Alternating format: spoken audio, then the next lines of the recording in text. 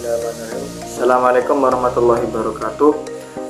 Perkenalkan, nama saya Muhammad Febri Dujayanto, NIM 0015 dari kelompok 2 akan menjelaskan analisis elemen komunikasi dalam media digital studi kasus pada platform sosial media. Penjelasan pertama, ada elemen komunikasi.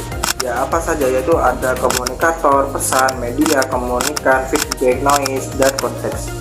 Nah, pada perkembangan teknologi digital itu telah membawa perubahan mendasar dalam pola komunikasi manusia, khususnya melalui kemunculan media sosial sebagai ruang interaksi dan juga komunikator dalam media profesional, media tradisional. Nah, umumnya itu menunjuk pada sumber pesan tunggal seperti penyiar, jurnalis, atau pembicara formal yang memiliki otoritas dan akses terhadap saluran komunikasi tertentu. Yang ketiga, ada pesan dalam komunikasi tradisional. Nah, pesan dalam komunikasi tradisional ini cenderung bersifat linier dan satu arah. Pesan ini disusun secara formal, disampaikan dengan struktur yang jelas seperti itu, dan diharapkan dapat diterima sebagai maksud awal komunikator dalam media sosial seperti Instagram, YouTube. Ya, intinya semua sosial media itu keterkaitannya terhadap analisis elemen komunikasi dalam media digital. Baik, di sini saya akan melanjutkan tentang perubahan karakteristik komunikasi pada platform media sosial dibandingkan dengan komunikasi tradisional. Nah, media sebagai saluran komunikasi mengalami perubahan radikal dengan hadirnya media sosial.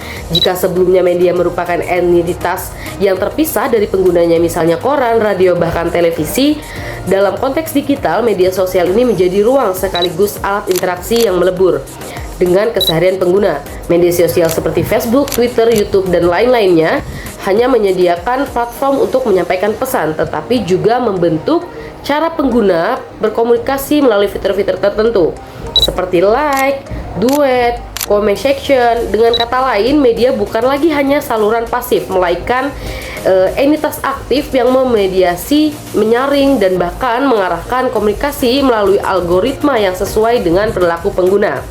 Konteks komunikasi juga berubah signifikan dalam dunia digital. Dalam komunikasi tradisional, konteks dibentuk oleh situasi, ruang, dan waktu nyata, misalnya forum diskusi, ruang kelas, dan pertemuan formal.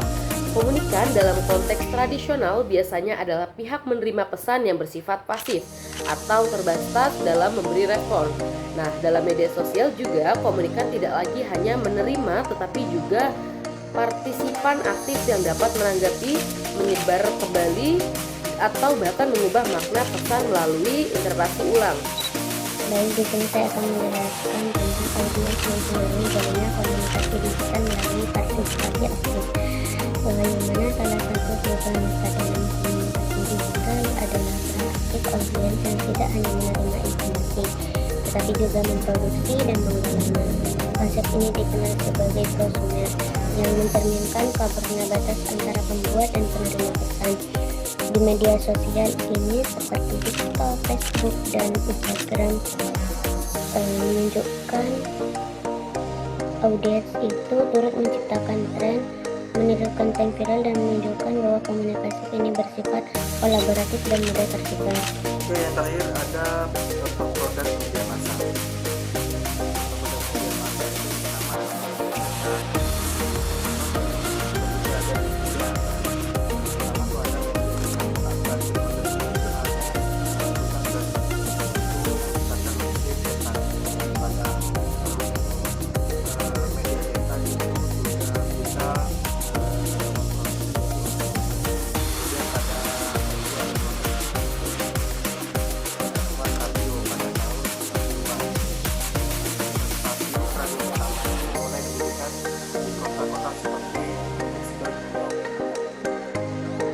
Ada lagi media baru. Nah, media baru ini berbasis digital dan online membuat, menyampaikan, serta menerima pesan. Jadi istilah ini mencakup teknologi